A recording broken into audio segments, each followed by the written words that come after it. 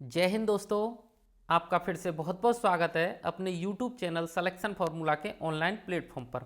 साथियों, जैसा कि आप स्क्रीन पर देख पा रहे हैं, आज की क्लास हमारी सीटेट दिसंबर 2024 की तैयारी के लिए होगी और इस क्लास में हम CDP यानी कि बाल विकास के टॉप 30 MCQs को कवर करेंगे।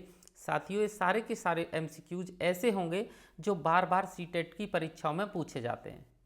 तो साथियों, आज की क्लास आपके लिए बहुत ही इंपॉर्टेंट होने वाली है, तो आप क्लास को पूरा शुरू से लेकर अंत तक देखिएगा। और अगर आप चैनल पर नए हैं तो चैनल को सब्सक्राइब करें, वीडियो को लाइक और शेयर करें। अब बिल्कुल भी देर न करते हुए अपनी क्लास को आगे बढ़ाते हैं और चलते हैं अपने पहले प्रश्न की ओर। हमारा पहला प्रश्न है, बच्चों द्वारा की जाने वाली त्रुटियों के संबंध में निम्नलिखित में से कौन सा कथन सत्य है। साथियों, बच्चे त्रुटियां कर रहे हैं और त्रुटियों के संबंध में 4 कथन दिए हैं, उनमें से सबसे सही कथन को, सत्य कथन को हमें चुनना है। ऑप्शन है हमारे, यदि एक शिक्षक कक्षा कक्ष में सभी बच्चों की त्रुटियों को सुधारने योग्य नहीं है तो यह संकेत करता है कि शिक्षक शिक्षा की व्यवस्था में असफल है। बिल्कुल सही है साथियों।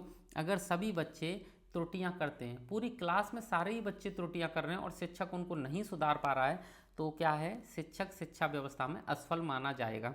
तो ऑप्शन ए ही हमारा करेक्ट आंसर हो गया, इसलिए इस क्वेश्चन का ऑप्शन ए हमारा करेक्ट आंसर हो जाएगा। ठीक है, नेक्स्ट क्वेश्चन है हमारा, नर्सरी कक्षा में शुरुआत करने के लिए कौन सी विषय वस्तु सबसे अच्छी है। नर्सरी कक्षा में साथियों, यहाँ ध्यान देना है, नर्सरी कक्षा में हम शुरुआत कर रहे हैं और विषय वस्तु बता रहे हैं कि सबसे अच्छी विषय वस्तु कौन सी है नर्सरी क्लास के बच्चों के लिए। मेरा विद्यालय, मेरा परिवार, मेरा पड़ोस, मेरा प्रिय मित्र। तो साथियों, ये बच्चों की शिक्षा की शुरुआत है और यहाँ पे अगर बच्चों को ऐसा कोई कंटेंट मिले जिसके बारे में वो कुछ जानते हैं तो वो उनके लिए सबसे अच्छा होगा। तो साथियों, बच्चे सबसे ज़्यादा जानते हैं अपने परिवार को। ठीक है, तो ऑप्शन बी, मेरा परिवार, ये बच्चों के लिए सबसे अच्छा कंटेंट हो जाएगा, सबसे अच्छी विषय वस्तु हो जाएगी। तो ऑप्शन बी इस क्वेश्चन का करेक्ट आंसर हो जाएगा। ठीक है, नेक्स्ट क्वेश्चन देखते हैं, प्राथमिक कक्षा में सकारात्मक वातावरण निर्मित करने के लिए एक शिक्षक को, प्राथमिक कक्षा है और उसमें सकारात्मक पॉजिटिव वातावरण, हमें पॉजिटिव एनवायरनमेंट क्रिएट करना है, तो हमें क्या करना पड़ेगा, विभेद नहीं करना चाहिए और प्रत्येक बच्चे के लिए समान लक्ष्य सुनिश्चित करने चाहिए। ये तो साथियों बिल्कुल सही है। अदर ऑप्शंस को भी देख लेते हैं, समूह गतिविधियों के दौरान समाज मिति के आधार पर उन्हें अपने समूह बनाने की अनुमति देनी चाहिए। बिल्कुल नहीं, समाज मिति के आधार पर हमें बच्चों को नहीं बांटना है। सकारात्मक अंत वाली कहानियाँ सुनानी चाहिए, इससे भी साथियों कुछ नहीं होने वाला है। सुबह प्रत्येक बच्चे का अभिवादन करना चाहिए, नहीं। तो सबसे अच्छा ऑप्शन ए हमारा इस क्वेश्चन का आंसर होगा। ठीक है साथियों, नेक्स्ट क्वेश्चन है हमारा, एक बच्चा जो से ग्रस्त है वह SAW को क्या लिख रहा है, WAS, न्यूक्लियर को क्या लिख रहा है, अनक्लियर, में अंतर नहीं कर सकता है। ये जो वर्ड हैं इनमें अंतर नहीं कर पा रहा है, सो में, वॉज में, न्यूक्लियर में, अनक्लियर में। क्यों? तो साथियों, जब बच्चा जो वर्ड हैं हमारे, इनमें जो अक्षर होते हैं अल्फ़ाबेट, उनका क्रम नहीं जान पा रहा कि कौन आगे है, कौन पीछे है, कौन कहाँ सेट होगा, इसका मतलब है उसे एक बीमारी है। और वो बीमारी कौन सी है, डिसलेक्सिया की बीमारी है। ठीक, तो साथियों, जो डिसलेक्सिया है वो एक प्रकार का मानसिक रोग है और इस रोग में जो बच्चे होते हैं वो अक्षरों के क्रम का जो ज्ञान है उनको वो कम होता है और वो अक्षरों के क्रम में अंतर नहीं पहचान पाते। ठीक है, तो ऑप्शन ए हमारा इस क्वेश्चन का करेक्ट आंसर हो जाएगा। नेक्स्ट क्वेश्चन है हमारा, निम्नलिखित में से कौन सी विशेषता समस्या समाधान उपागम का विशेष चिन्ह है। हमें बताना है समस्या समाधान उपागम का विशेष चिन्ह क्या है। ठीक है साथियों, वो विशेषता हमें बतानी है।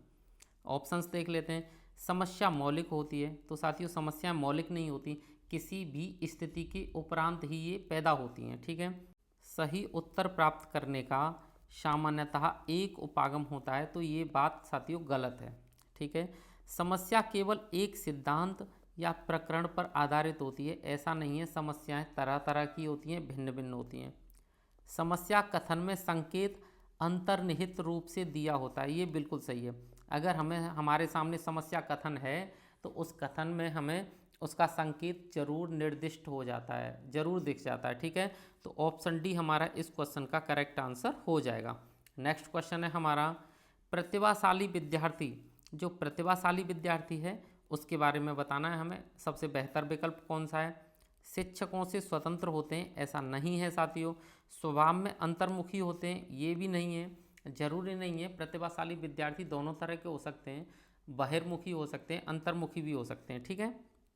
अपनी आवश्यकताओं को दृढ़तापूर्वक नहीं कह पाते, ये भी गलत हो जाएगा। अपनी निर्णयों में आत्मनिर्भर होते हैं, बिल्कुल सही है।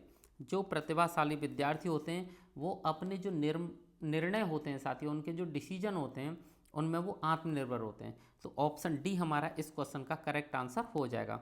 नेक्स्ट क्वेश्चन है हमारा, चिंतन का सूचना प्रक्रमण सिद्धांत में से निम्नलिखित चरण आते हैं और इन चरणों का सही क्रम है। साथियों, जो सूचना प्रक्रमण सिद्धांत है चिंतन का, उसमें चरण आते हैं 4। एक है प्रतिक्रिया क्रियान्वयन, प्रतिक्रिया चयन, श्रेणीकरण, पूर्व प्रक्रमण, ये 4 चरण आते हैं। तो अब हमें इनका बताना है सही क्रम, ठीक है। तो इनका सही क्रम है साथियों, इस सिद्धांत में सबसे पहले आता है नंबर 1 पे पूर्व प्रक्रमण, ठीक है। उसके बाद आता है श्रेणीकरण, उसके बाद नंबर 3 पे प्रतिक्रिया चयन और फिर आता है प्रतिक्रिया क्रियान्वयन। तो 1 2 3 4 ऐसे करके होगा, या डी, उसके बाद सी, बी और ए। ये जो ऑप्शन होगा हमारा, इसमें ऑप्शन टाइप होना भूल गए हैं, ठीक है। तो साथियों ये वाला ऑप्शन हमारा इसका करेक्ट आंसर हो जाएगा, ठीक है। साथियों आगे बढ़ते हैं। अगला क्वेश्चन है, सीखने संबंधी निर्योग्यताएं सामान्यतः, जो सीखने संबंधी निर्योग्यता हैं उनकी बात कर रहे हैं, वो सामान्यतः कैसी होती हैं? औसत से श्रेष्ठ बुद्धि लब्धि वाले बच्चों में पाई जाती हैं। तो साथियों ऐसा बिल्कुल नहीं है, ठीक है। लड़कियों की तुलना में अधिकतर लड़कों में पाई जाती हैं, ये भी बिल्कुल गलत है। अधिकतर उन बच्चों में पाई जाती हैं जो शहरी क्षेत्र की अपेक्षा ग्रामीण क्षेत्रों से संबंध रखते हैं, ये भी गलत है। हम बात कर रहे हैं सीखने संबंधी निर्योग्यताओं की, तो साथियों ये उन्हीं में पाई जाती हैं जो पहले से अपने अभिभावक में यानी कि माँ बाप के अंदर थी, तो यही बच्चों के अंदर ट्रांसफ़र हो जाती हैं, ठीक है। उन बच्चों में पाई जाती हैं विशेषतः जिनके पैतृक अभिभावक इस प्रकार की समस्याओं से ग्रसित होते हैं। तो ये साथियों बिल्कुल सही है। तो ऑप्शन डी हमारा इस क्वेश्चन का करेक्ट आंसर हो जाएगा, ठीक है। नेक्स्ट क्वेश्चन है हमारा, मोनिका जो गणित की शिक्षिका है, राधिका से एक प्रश्न पूछती है। राधिका से कोई उत्तर न मिलने पर वह तुरंत मोहन से दूसरा प्रश्न पूछती है। जब उसे महसूस होता है कि मोहन उत्तर बताने में संघर्ष कर रहा है, तो वह अपने प्रश्न के शब्दों को बदलती है। मोनिका की यह प्रवृत्ति यह प्रदर्शित करती है कि वह, साथियों एक टीचर है गणित की, वो क्वेश्चन पूछ रही है एक लड़की से, राधिका से।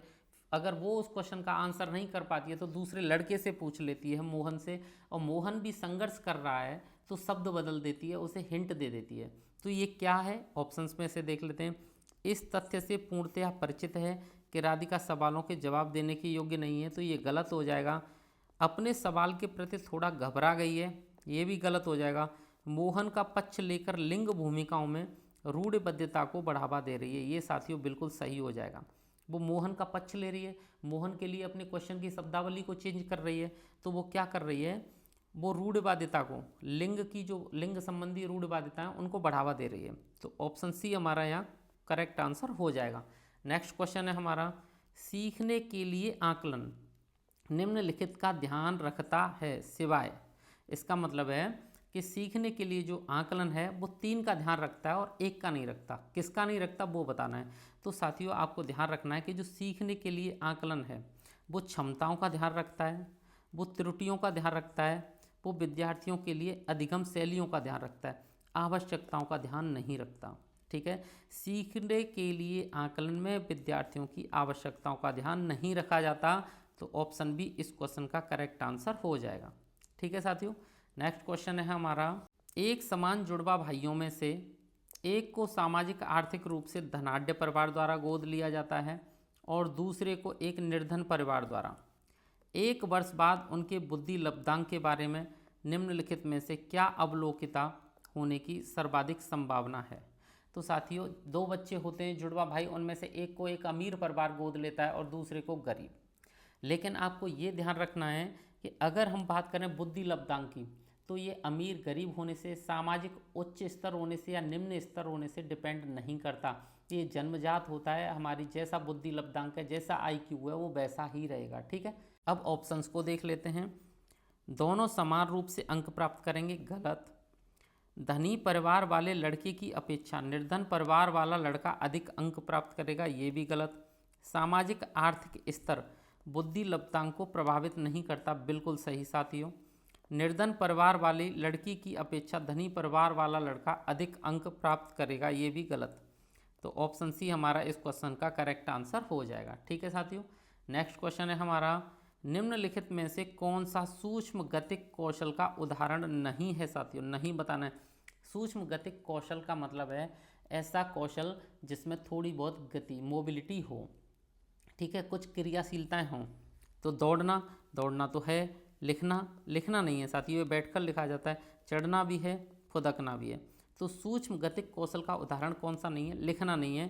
तो ऑप्शन बी हमारा इस क्वेश्चन का करेक्ट आंसर हो जाएगा। नेक्स्ट क्वेश्चन है हमारा, वाइगोत्स्की के सिद्धांत का निहितार्थ है। वाइगोत्स्की के सिद्धांत का हमें निहितार्थ बताना है साथियों। ऑप्शंस हैं, प्रत्येक विद्यार्थी को व्यक्तिगत रूप से दत्त कार्य देना, प्रारंभिक व्याख्या के बाद कठिन सवालों को हल करने में बच्चों की सहायता न करना, बच्चे उन बच्चों की संगति में श्रेष्ठतम रूप से सीख सकते हैं जिनका बुद्धि लब्धांक कम हो, सहयोगात्मक समस्या समाधान। तो साथियों, वाइगोत्स्की के सिद्धांत का जो निहितार्थ है वो है सहयोगात्मक समस्या समाधान। ठीक है, तो ऑप्शन डी इस क्वेश्चन का करेक्ट आंसर हो जाएगा। अब बात करते हैं थोड़ा सा कि ये सिद्धांत क्या है। तो इस वाइगोत्स्की के सिद्धांत में जो ज्ञान है ना वो बाह्य वातावरण में स्थित होता है और सहयोगी होता है। ठीक है साथियों, आगे बढ़ते हैं। अगला क्वेश्चन है हमारा, किशोर का अनुभव कर सकते हैं। किशोर किस चीज़ का अनुभव कर सकते हैं? दुश्चिंता और स्वयं से सरोकार। तो बिल्कुल सही है साथियों, जो किशोर हैं ना वो इतने डेवलप हो जाते हैं, उनका मानसिक विकास इतना हो जाता है कि वो खुद की चिंताओं को और खुद से सरोकार रखते हैं, प्यार करने लगते हैं खुद से। ठीक है, तो जो किशोर हैं वो दुश्चिंता और स्वयं से सरोकार का अनुभव कर सकते हैं। वे अपने रंग रूप, स्वास्थ्य, मान सम्मान, सामाजिक स्थितियों, इन सब में मतलब ध्यान दे सकते हैं। ठीक है साथियों, तो ऑप्शन ए हमारा इस क्वेश्चन का करेक्ट आंसर हो जाएगा। नेक्स्ट क्वेश्चन है हमारा, शारीरिक रूप से सक्षम बच्चों को सामान्यतः होता है। ऐसे बच्चे जो शारीरिक रूप से सक्षम है बिल्कुल, लेकिन फिर भी उनको कोई विकार हो सकता है। तो वो कौन सा विकार है? तो साथियों वो विकार है हमारा डिस्ग्राफिया। कौन सा है? डिस्ग्राफिया। अब बात आती है कि डिस्ग्राफिया क्या होता है। तो डिस्ग्राफिया होता है लिखने संबंधी बीमारी, लिखने व समझने संबंधी विकार होता है ये। ठीक है, और ये उन बच्चों में भी हो सकता है जो शारीरिक रूप से बिल्कुल सक्षम होते हैं। ठीक है साथियों, तो ऑप्शन डी हमारा इस क्वेश्चन का करेक्ट आंसर हो जाएगा। नेक्स्ट क्वेश्चन है हमारा, आंशिक पुनर्बलन। अब आंशिक पुनर्बलन के बारे में हमें बताना है। सतत पुनर्बलन की अपेक्षा कम प्रभावी होता है, गलत साथियों। आंशिक पुनर्बलन सतत पुनर्बलन से और अधिक प्रभावी होता है। ठीक है, वास्तविक कक्षा कक्ष में अनुप्रयुक्त नहीं किया जा सकता, ये भी गलत हो जाएगा।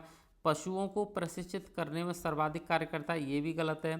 सतत पुनर्बलन की अपेक्षा अधिक प्रभावी होता है, ये सही है साथियों, प्रभाव भी आएगा। ठीक है, तो जो आंशिक पुनर्बलन है वो सतत पुनर्बलन से भी अधिक प्रभावी होता है, क्योंकि साथियों आंशिक पुनर्बलन के अंतर्गत बच्चों को किस अनुक्रिया पर पुनर्बलन मिलने वाला है ये उनको पता नहीं होता, इसीलिए वे लगातार तत्परता से कार्य करते हैं। तो ऑप्शन डी इस क्वेश्चन का बिल्कुल करेक्ट आंसर हो जाएगा। नेक्स्ट क्वेश्चन है हमारा, एक सशक्त विद्यालय अपनी शिक्षकों में निम्नलिखित योग्यताओं में से किसे सर्वाधिक बढ़ावा देगा? तो साथियों अगर बात करें शिक्षक के अंदर कौन सी योग्यता को एक अच्छा विद्यालय बढ़ावा देता है, ऑप्शंस देख लेते हैं। अनुशासित स्वभाव, ये तो साथियों होता ही होता है, अनुशासित स्वभाव को सभी ध्यान देते ही देते हैं। ठीक है, तो ये इसका करेक्ट आंसर नहीं होगा। प्रतिस्पर्धात्मक अभिवृत्ति, बिल्कुल सही है साथियों। एक अच्छा विद्यालय अपने सारे शिक्षकों में प्रतिस्पर्धात्मक अभिवृत्ति को बढ़ावा देते हैं। परीक्षण करने वाली प्रवृत्ति को बढ़ावा नहीं देते, स्मृति वाली प्रवृत्ति को भी बढ़ावा नहीं देते। तो ऑप्शन बी हमारा इस क्वेश्चन का बिल्कुल करेक्ट आंसर हो जाएगा। नेक्स्ट क्वेश्चन है हमारा, निम्नलिखित में से अंतः विषयी अनुदेशन का सर्वोत्कृष्ट लाभ यह है कि अंतः विषयी अनुदेशन का सर्वोत्कृष्ट लाभ बताना है साथियों क्या होता है। ठीक है, ऑप्शंस देख लेते हैं।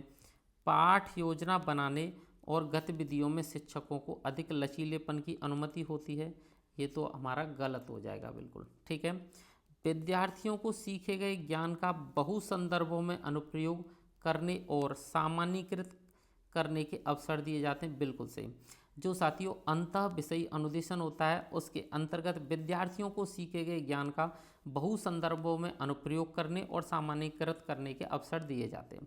तो ऑप्शन बी ही हमारा इस क्वेश्चन का बिल्कुल करेक्ट आंसर हो जाएगा। नेक्स्ट क्वेश्चन है हमारा, विश्व शांति जो समृद्ध ज्ञान और शैक्षणिक दक्षता की हार्दिक इच्छा प्रदर्शित करते हैं उनके पास होता है। विश्व शांति जो समृद्ध ज्ञान और शैक्षणिक दक्षता की हार्दिक इच्छा प्रदर्शित करते हैं वो साथियों निष्पादन उपागम अभिविन्यास, निष्पादन उपागम अभिविन्यास, इसका आपको ध्यान रखना है, इसे आप याद भी कर सकते हैं। ये अभिविन्यास जिनके पास होता है वो समृद्ध ज्ञान शैक्षणिक दक्षता की हार्दिक इच्छा प्रदर्शित करते हैं, इसलिए ऑप्शन ए इस क्वेश्चन का करेक्ट आंसर हो जाएगा। नेक्स्ट क्वेश्चन है, शिक्षक के अलावा निम्नलिखित सभी को करते हुए समस्या समाधान को विद्यार्थियों के लिए मज़ेदार बना सकते हैं। यानी कि शिक्षक किस चीज़ को छोड़ दे उसके अलावा समस्या समाधान को विद्यार्थियों के लिए मज़ेदार बना सकते हैं। ठीक है साथियों, सृजनात्मक चिंतन के लिए असीमित अवसर उपलब्ध कराने, इसे हम नहीं छोड़ सकते साथियों, ये तो सही है। जब विद्यार्थी स्वयं से कोई कार्य करने की कोशिश कर रहे हों तो उनसे परिपूर्णता की अपेक्षा करने, ये गलत हो जाएगा साथियों, यही हमें नहीं करना है। ठीक है, मुक्त अंत वाली सामग्री उपलब्ध कराने, ये सही है। मुक्त खेल के लिए समय देने, ये भी सही है। तो ऑप्शन बी हमारा इसका करेक्ट आंसर हो जाएगा। एक शिक्षक को ये काम नहीं करना चाहिए। ठीक है, नेक्स्ट क्वेश्चन क्या है, भाषा में अर्थ की सबसे छोटी इकाई है। तो साथियों भाषा में अर्थ की सबसे छोटी इकाई स्वनिम होती है। क्या होता है? स्वनिम। तो ऑप्शन बी हमारा इसका करेक्ट आंसर हो जाएगा। नेक्स्ट क्वेश्चन देख लेते हैं, बहुबुद्धि आयाम निम्नलिखित निहितार्थ देता है सिवाय। तो ऑप्शंस देख लेते हैं, विविध तरीकों से सीखने का आकलन किया जा सकता है। अगला ऑप्शन है, संवेगात्मक बुद्धि बुद्धि लब्धि से संबंधित नहीं है। बुद्धि प्रक्रमण संक्रियाओं का एक विशिष्ट समूचे समाधान के लिए किया जाता है। विषयों को विभिन्न तरीकों से प्रस्तुत किया जा सकता है। ये साथियों हमारे ऑप्शंस हैं। तो मैं आपको बता दूं, जो बहुबुद्धि सिद्धांत है, ठीक है साथियों, उसके अंतर्गत विविध तरीकों से सीखने का आकलन किया जाता है। इसीलिए ये सिद्धांत हमारा संवेगात्मक बुद्धि और बुद्धि लब्धि सिद्धांत से संबंधित नहीं होता। तो ऑप्शन बी इस क्वेश्चन का करेक्ट आंसर हो जाएगा।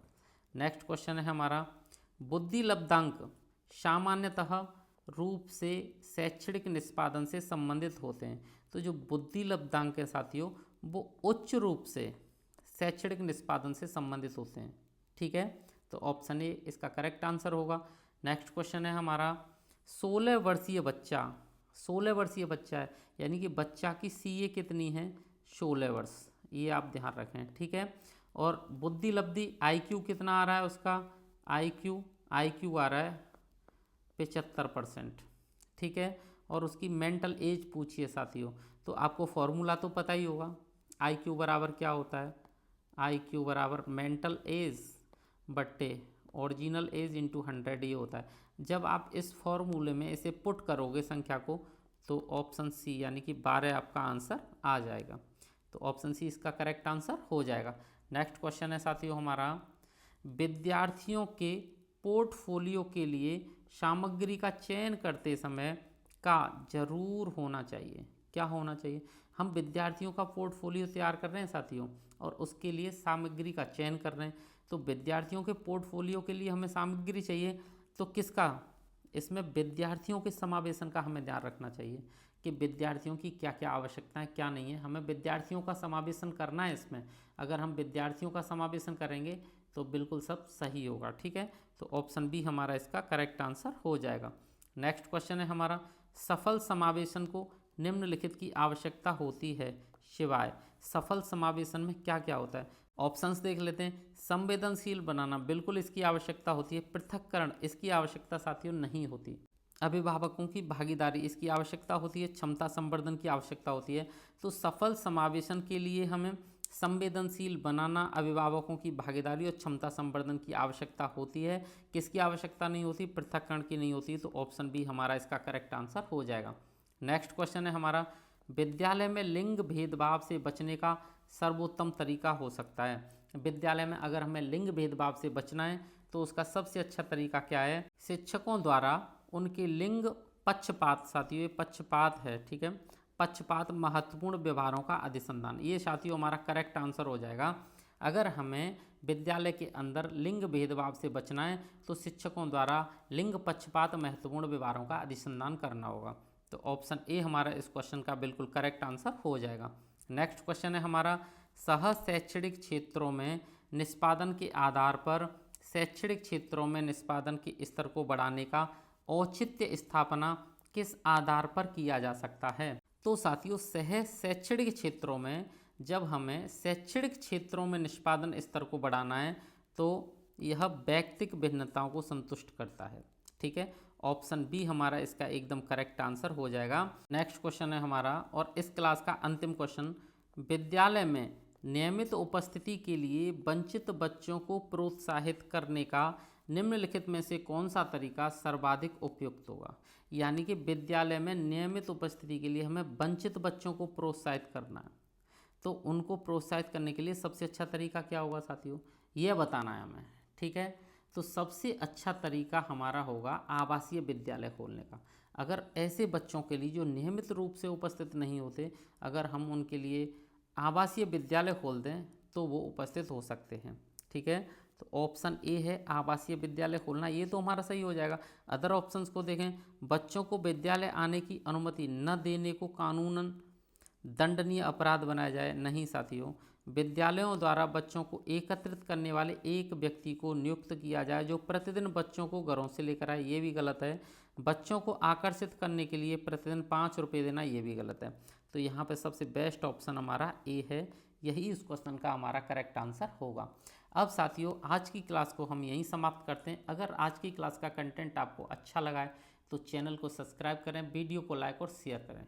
वीडियो देखने के लिए धन्यवाद।